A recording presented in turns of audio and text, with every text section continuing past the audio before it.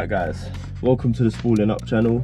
Today what I'm going to be doing is some work on the Mk2 Fiesta Xr2. I know I've been waiting for a while to do some updates on that. I've been doing a couple of things in the background which I'll explain to you in a minute, and also I'll be doing a few things over the next couple of days where I'll be building this video up, and I'll be putting some stuff back on the engine, hopefully on the fueling system and on the inlet side of the car, and hopefully soon getting it running. Now here we have the carburetor for the Xr2, and basically this has been sitting for quite a while in my shed, so it's probably in really good need of an actual service.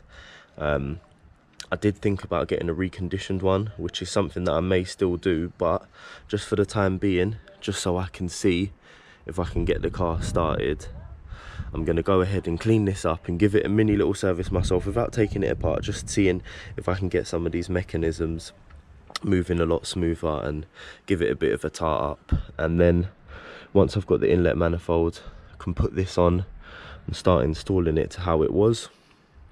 And obviously, yeah guys, it's the round top carb. It's a later Xr2 being an 89, so just going to go ahead and see what I can do and work some magic on this one here. So speaking of what's happened recently, I purchased this battery, and the reason why I did it is because I had two other square terminal batteries that I've had off this Fiesta and that Fiesta there over the years, but they were completely dead.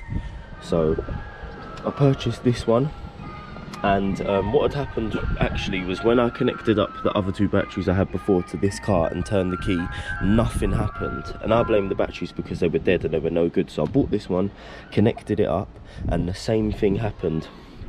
Came into the car,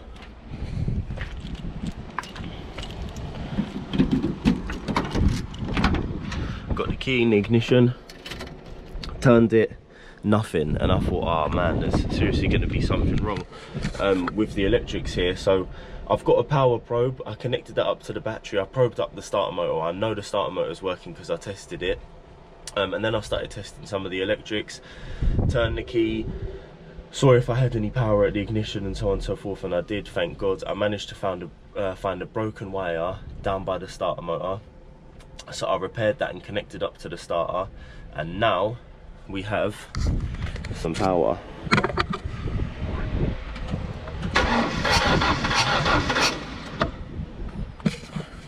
So that's another step closer. I didn't film any of that stuff before because I wasn't too confident that I was going to be able to find the source of the problem and fix it. So here's the inlet manifold for the Fiesta, completely cleaned up. This, guys, was black. It was completely filthy with grime and bits of oil and everything else from over the years, but I took my time with some wire brush, some engine degreaser and some cloth and a bit of wet and dry, and I've managed to get it up to this standard of finish. If you want to see what this something similar to what that looked like before, if you look at how dirty this one is here and oily and grimy, that is exactly what it looked like. But I've managed to clean it up, it's looking good. I won't keep it in the box for any longer. I will start to put this on the Xr2 now. Pretty standard stuff first, guys. Gasket goes on. There's only one way it's going to go on the engine. Actually, just quickly to speak about these gaskets, the gaskets that I've been using recently came in a gasket set from Burton Power, so yeah, they're all right, I guess. Obviously this one's a paper one, the other side on the exhaust side's a metal one, but obviously that reaches much higher temperatures and so on and so forth. Anyway, so you're going to go ahead and put this on the studs and then slide the inlet manifold on. Look at that, looks lovely. Right, so basically got the head of the car here, that's all smooth, that's all been cleaned up, that's got no contaminants on it at all. Then we got the gasket in the middle, that's all good, that's brand new. And then we got the inlet manifold here obviously as well, which is basically like brand new now, that's completely smooth and clean. Got the washers and the nuts, the other side of it ready, and then that's how it's going to be. everything's looking good. Time to get that tightened up, and then the next step after this, guys, I'll be trying to get the carburetor on, trying to sort that out. Sort of in two minds whether to get a reconditioned one to put on there, or whether to just sort of give it a go servicing it myself. And I'm gonna start seeing if I can get fuel up to the engine over the next couple of weeks. And just you know me, guys, if you've been watching by now, I just take things step by step, and not really rushing at the minute, but at the same time I really want this thing running. As you can see, I wasn't rushing before. I was cleaning things up like this, but all I want to do now is throw everything on the car, try and get it running, and then once I've done that, I can do what I want to do in terms of cleaning everything up and making everything look fantastic. But yeah, I mean, this is an immaculate finish though, I must say so myself. But yeah, moving on to the next thing, guys. Gonna get this all tightened up now, and then start having a look at the carburetor. Here we go. This is how things stand at the minute. Nipped up all the nuts, but I haven't done them up. Just gonna start from the middle. So this one here, and there's one directly underneath the manifold, just to make sure that it all sits flat. And then I've got various bits of vacuums and water to put on the back of this, and then that's it. It will be carburetor next. So you're gonna go ahead doing this up now. Won't bore you with all the action shots of me doing everything up, but yeah, like I said, starting from the middle, working my way out. Okay, so now you join me from the floor. The next thing I'm gonna be doing is removing the fuel tank. This is purely because it's been on here for so long, and I know that there's stuff in there that have contaminated it over the years, so I'm going to take that off just to make sure that I give the car the best chance when it comes to starting it. So I'm going to remove this all now, obviously detach the filler neck as well. I'm going to start stripping it from down here. So I've never actually removed one of these fuel tanks before, but I actually had a 13mm nut and bolt here mounted on this bracket. There's another one over there, and here at the front it looks like there are a couple of, they might even be 15s or so holding it on at the front. They might be 13s, I can't see properly, it's dark. Gonna get all that off, use the jack to support the fuel tank, hopefully lower it down.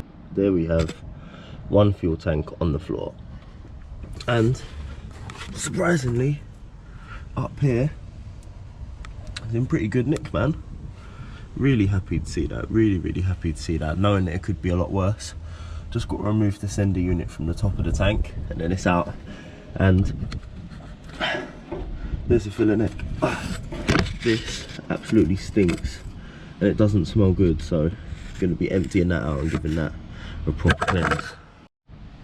Right, so I've managed to get the tank off and disconnect the sender unit, and upon doing so realised there's all this nasty sediment on here. There's a build up of this crust on the top of the sender unit. Had to have a break for a couple of days and stuff because of work, but back on the tank for the Fiesta. Got my Haynes manual here. Had a look inside. I'll show you guys how disgusting it is in this tank. Rusty water, bits of rust itself, and sediment. So what I'm going to be doing is cleaning this out. The Haynes manual says to use some paraffin, 3 or 4 rinses of it. So I've gone and got some of that from B&Q. I think that's about £7 or £8. Gonna empty what's in here first before I put the paraffin in, and I'm gonna empty it into that box so we can have a look at what comes out of the tank. Okay, here we go. So we're struggling to try and get good enough view of inside. Again, it's not great, but you can see the dirt, water and the rust. So yeah, it's filthy in there. A lot of nasty bits floating around, but let's see how clean we can get it. So I'm gonna start off by emptying it into that pot. So here's what we're left with, and you can see all on this end the dirty, silty sediment and the bits of rust and other things that have come out of the tank. And this dirty water, well, it's not it's not just water, it's fuel as well, but actually it smells rotten, like rotten fuel, and of course it would, because it's been contaminated completely. See if we can have a look in here now, see what's left. So it's not terrible, but we'll give it a good clean out anyway. Okay, so just very quickly, all I've done so far is I've used a little bit of water in here, a little bit of warm water, and I can show you all this sediment kind of stuff that you can see in here, the little dots inside the tank, if you can see them. They are actually bits of rust and probably bits of dirt that's in the fuel. This is obviously why you have a fuel filter, but because it said on a couple of YouTube videos and stuff to put a bit of water in here first and shake that around, it's actually got rid of a lot of the stuff, because you end up using just paraffin, you're going to end up using a lot of it. So yeah, going to give that another little rinse out. Some say use a steady stream of water. I might get a hose in there and squirt it all out and try and flush everything out. Then going to get the paraffin in, then finally get some fuel in there. I'm going to rinse it out with a little bit of fuel, and then I'm going to put it back on the car and put a good tenner's worth or so of fuel in the tank. So this has all been washed out with a steady stream of warm water now, and you wouldn't believe how much of the stuff inside the tank it actually got rid of. Let's have a look, see how clean it is. So that is what the tank's looking like inside now compared to the filth that was in there before. And although it looks like there are bits of corrosion and stuff, it's not actually loose, because that would have come out with a stream of water and I've shaken it really hard. As for this sediment, some of it is just stuck to the side of the tank, so I'm going to go ahead and put some paraffin in here now and give it a good shake around and see if that makes a difference to anything. Now just to quickly show you, I'm actually on my third rinse of paraffin now. So it's been going in the tank. It's not actually clear, if you can see the colour of it there. So what's actually happening is it's coming out brown still with bits of rust, and it's still clean in the tank, a lot better than the water has. So just going to empty that off in there, last lot of it now. Seems to do a good job of actually cleaning the actual tank as well, on the outside. So yeah, what I'm going to do is going to give it this final rinse, see what it's like, and then I need to clean up the sender unit and then crack on with all that and put it all back together. Final time looking inside the tank now. So that's what it's looking like. Remember, there's still tiniest bit of surface rust and stuff on it, but you can't get that off from outside the tank, so not much I can really do with that, but it's looking good and clean. And also this is what came out with the last rinse.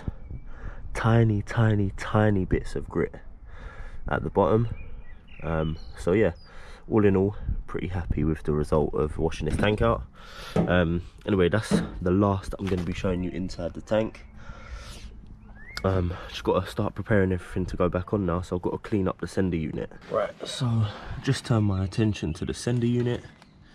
Managed to clean it up the best I can. Some of the sediment stuff stuck on there, but all that white gunk at the top's gone. Literally took the float off just to give that a clean.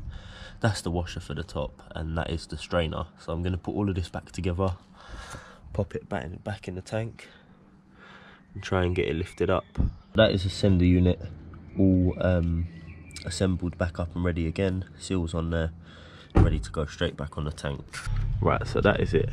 Tank's back up, tank's all freshly cleaned, sender unit's all freshly cleaned, it's all connected back up to the filler neck, everything went nice and smooth, all the bolts are done up, so that is all finished now. Next thing I've got to do is buy some fuel, put it in the tank, crank the car over, see what I get in the engine bay, and then that'll be the end of this video.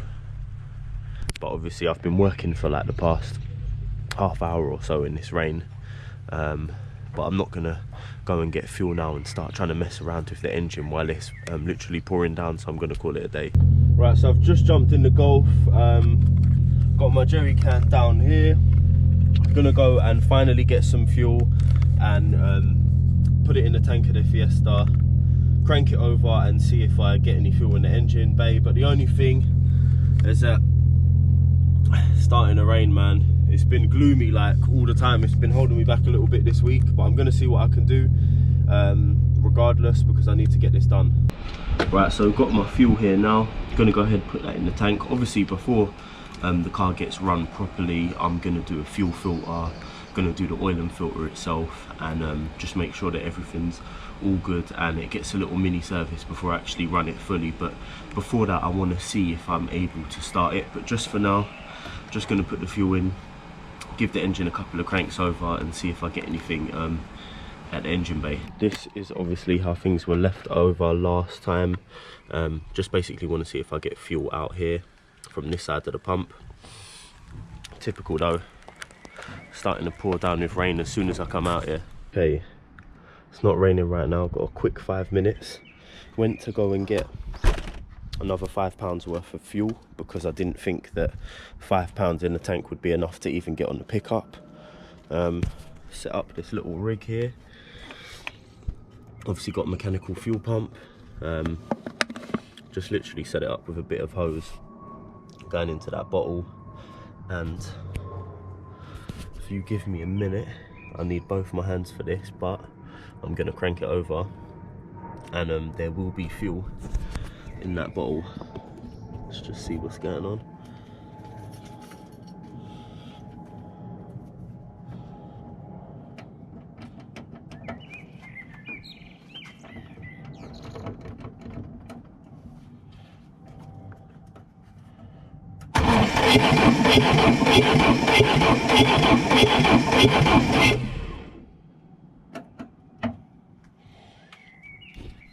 So there we go, mission accomplished. Okay, so look, it may seem like such a small step getting the fuel into the engine bay, but what I've done over the past few weeks with this car is more than I've done in the past few years. So I'm really happy to at least get that done. Progress is slow, but it's coming along nicely. So also what I need to do is I need to change the fuel filter. I need to do an oil and filter change. I need to sort out the cooling system, sort out the carburetor, and I also need to find my coil or purchase a new one. I think they're about £25 or so. And then I want to start to actually get the car running. Also need some gearbox oil too. That needs to be done because if you can remember, it was missing the drive shaft and the gearbox had been drained. Once all that's done, I can finally start seeing if the clocks work and what the interior electrics are like and so on and so forth, because obviously I want to get the dash in, but I need to test all of that first of all. So big progress. Big thanks to you guys for coming to watch this video. There will be more progress on the Fiesta soon. Also got some bits coming for the Golf, but they're going to take a little while. So guys, I'll see you at the next video. Thanks for coming to watch on the Spooling Up channel.